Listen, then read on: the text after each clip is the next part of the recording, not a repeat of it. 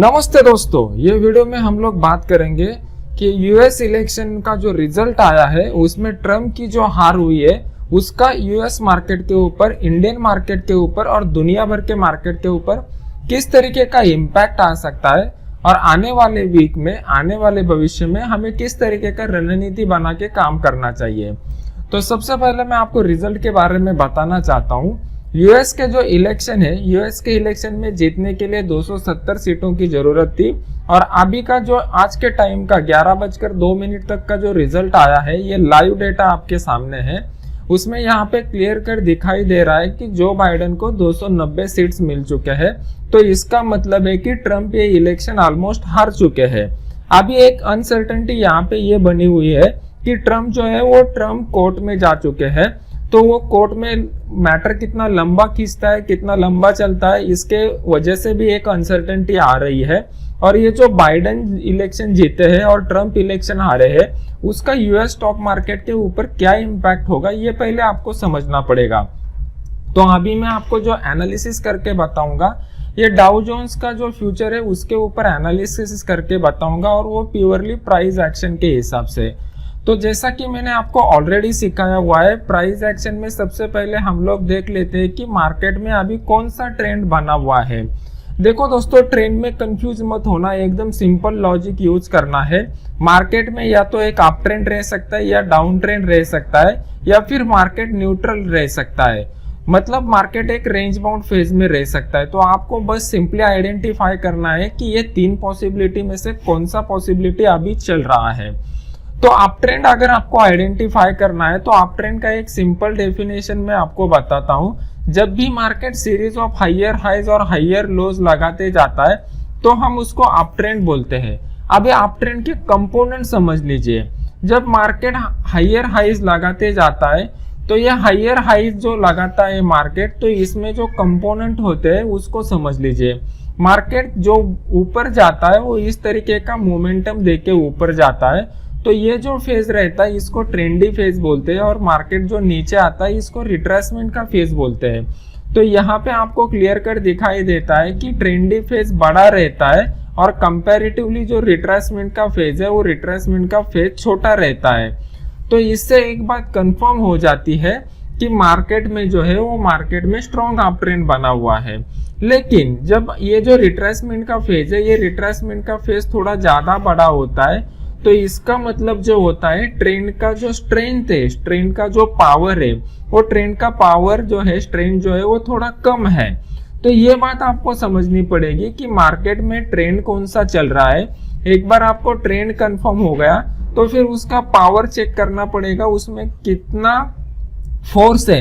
जितना फोर्स ज्यादा रहेगा उतना प्राइस का मोमेंटम बड़ा रहेगा, जितना प्राइस का मोमेंटम बड़ा रहेगा उतना बेनिफिट आपको ज्यादा मिलेगा। तो यहाँ पे ये बेसिक बातें अगर आपको समझ में आती है तो अभी नाउ मोमेंट पे हम लोग कैलकुलेट करेंगे प्राइस एक्शन के हिसाब से कि मार्केट में, यूएस मार्केट में कौन सा ट्रेंड चल रहा है। ट्रेंड कैलकुलेट करने के बाद हम लोग कैलकुलेट करेंगे कि उसका फोर्स कितना है। तो जब आपको दोनों बातें समझ में आ जाएगी तब आप कंक्लूजन निकाल पाओगे। तो मार्केट ने ये जो हाई बनाया हुआ था, ये हाई के बाद मार्केट ने ये लो बनाया, दोबारा मार्केट ने ये हाई बनाया और दोबारा मार्केट ने ये लो बनाया। तो यहाँ पे आपको 2 हाई मिल चुके हैं, 2 लो मिल चुके हैं। तो यहाँ पे अगर आप देखोगे ये हाई से ये हाई नीचे है, मतलब मार्केट लोअर हाई बना रहा है। ये लो से ये लो नीचे है, मतलब मार्केट लोअर लो बना रहा है। जब भी मार्केट लोअर हाइज बनाता है और मार्केट लोअर लोज बनाता है तो इसका मतलब ये होता है कि मार्केट में अभी डाउन ट्रेंड चालू है। तो पहली बात आपको कंफर्म हो गई। अभी डाउन ट्रेंड में ट्रेंड के जो कंपोनेंट होते हैं वो कंपोनेंट को समझ लीजिए।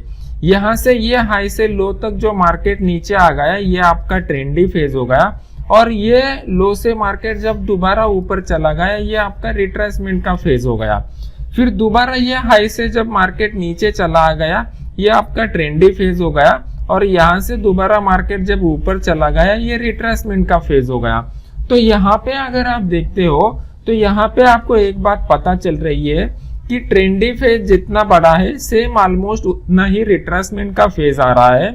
और ये रिट्रेसमेंट का आज का फेज अगर आप देखते हो तो इसमें पता चलता है कि यहाँ पे बहुत ही शॉर्ट ड्यूरेशन में मार्केट ने रिट्रेसमेंट दिखाया हुआ है। तो यहाँ पे एक बात हम लोगों को पता चलती है कि फोर्स जो है वो फोर्स थोड़ा न्यूट्रल की तरफ हमें इशारा कर रहा है। मतलब यहाँ पे जो डाउन ट्रेंड है, डाउन ट्रेंड एकदम स्टीप नहीं रहेगा, क्योंकि जो टाइम कोरोना के टाइम जो इफेक्ट आया था वहां पे जो डाउन ट्रेंड था वो एकदम स्टीप था, मतलब एकदम शॉर्ट टाइम में मार्केट नीचे गिर चुका था। लेकिन उस तरीके का पॉसिबिलिटी अभी यहाँ पे आपको पता नहीं लग रहा है। फिर उसके बाद ये जो डाउन ट्रेंड है दोस्तों, इसमें अगर हमें एंट्री लेना है तो हमें क्या करना पड़ेगा, सपोर्ट रेजिस्टेंस या फिर ट्रेंड लाइन को यूज करना पड़ेगा। अभी यहाँ पे सपोर्ट रेजिस्टेंस के बगैर हम लोग ट्रेंड लाइन को अगर यूज करते हैं तो हमें एक परफेक्ट डायरेक्शन यहाँ पे मिल रहा है। ये दोनों हाईज को, हाई H1 को और H2 को हमने कलेक्ट कर दिया तो यहाँ पे हमें एक स्लोपिंग ट्रेंड लाइन मिल रहा है। और ये जो नीचे वाले L1 और L2 है इसको हमने कनेक्ट कर दिया तो यहाँ पे हमें ट्रेंड लाइन 2 मिल रहा है। तो ये ट्रेंड लाइन 1 और ट्रेंड लाइन 2 को हमें अगर देखते हैं तो यहाँ पे हमें एक डाउनवर्ड स्लोपिंग चैनल मिल रहा है। तो इसका मतलब ये है कि यहाँ पे मार्केट अभी डाउन ट्रेंड बता रहा है। तो डाउन ट्रेंड में सेल का पोजीशन हम लोग कब ले सकते हैं, जब यहाँ से मार्केट रिवर्स होने की इंडिकेशन देंगे तब हम लोग सेल का पोजीशन ले सकते हैं। ये बहुत ही बेसिक और फंडामेंटल बातें हैं दोस्तों, ये आप कौन से भी चार्ट के ऊपर इंप्लीमेंट कर सकते हो। ये सिर्फ डाउ जोन्स के लिए, मतलब यूएस मार्केट के लिए ही इम्पोर्टेंट नहीं है, अपने इंडियन मार्केट में भी हम लोग इसका इम्प्लीमेंटेशन कर रहे हो। तो ये वीडियो अगर आपको अच्छा लगता है तो सबसे पहली बात आप इसको लाइक कीजिए। जितना ज़्यादा लाइक मिलेगा उतना ज़्यादा फ्री एजुकेशनल वीडियो बनाने में मुझे मोटिवेशन मिलेगा। मैं ज़्यादा से ज़्यादा वीडियो आपके एजुकेशन के लिए बनाऊंगा। और मेरी दूसरी एक रिक्वेस्ट रहेगी आपसे कि अपना ये जो YouTube का चैनल है नयन पोखरकर प्रोफेशनल ट्रेडर, इसको सब्सक्राइब कीजिए और सब्सक्राइब करने के बाद बेल आइकॉन का बटन दबा दीजिए। तो जैसे ही मैं नया वीडियो बनाता हूँ इमीडिएट आपको उसका नोटिफिकेशन मिल जाएगा। तो अभी यूएस मार्केट में हमें एक बात पता चल गई कि यहाँ पे क्लियर कट अप ट्रेंड अभी बना नहीं है, डाउन ट्रेंड यहाँ पे मार्केट में चल रहा है। अप ट्रेंड का पॉसिबिलिटी कब बनता है इसको भी आपको समझना पड़ेगा। ये जो मार्केट ने हाई बनाया हुआ है, ये हाई को जब मार्केट क्रॉस करेगा तब जाके अप ट्रेंड का पॉसिबिलिटी बनता है। देखो दोस्तों, अगर मार्केट को ऊपर जाना है तो मार्केट को क्या करना पड़ता है, ये जो प्रीवियस हाई है ये प्रीवियस हाई को ब्रेक करना पड़ता है, तभी जाके मार्केट ऊपर जाता है। तो यहाँ पे अगर आप देख रहे हो तो क्लियर कट इंडिकेशन हमें ये मिल रहा है चार्ट के ऊपर से कि यहाँ से मार्केट अभी जो है वो चैनल में बना हुआ है। जब तक ये चैनल को अपसाइड की तरफ ब्रेक नहीं करता है तब तक मार्केट ऊपर जाने की पॉसिबिलिटी नहीं है। दूसरी बात कि बहुत सारे लोगों को क्वेश्चन रहता है कि फॉल्स ब्रेकआउट को हम लोग कैसे आइडेंटिफाई करेंगे कि ये ब्रेकआउट जो है वो फॉल्स है कि जेन्युइन है। तो देखो दोस्तों, एक बात मैं आपको बताना चाहता हूँ कि मार्केट जब भी सपोर्ट या रेजिस्टेंस लेवल के करीब आता है और यहाँ पे मार्केट कुछ दिनों के लिए रेंज बाउंड फेज में चला जाता है, मतलब कंसोलिडेशन की फेज में चला जाता है, और उसके बाद जब ब्रेकआउट देता है तो उसमें आपका फॉल्स ब्रेकआउट होने की प्रोबेबिलिटी बहुत कम रहती है और एक स्ट्रॉन्ग ब्रेकआउट होने की प्रोबेबिलिटी बढ़ जाती है। तो यहाँ पे अगर मार्केट को ब्रेकआउट देना है तो कुछ दिन मार्केट को यहाँ पे कंसोलिडेट होना पड़ेगा, मतलब रेंज बाउंड फेज में जाना पड़ेगा। और रेंज बाउंड फेज जाने के बाद अगर मार्केट यहाँ पे ब्रेकआउट देता है तो बहुत बढ़िया अपसाइडेड मोमेंटम बिल्डअप हो सकता है।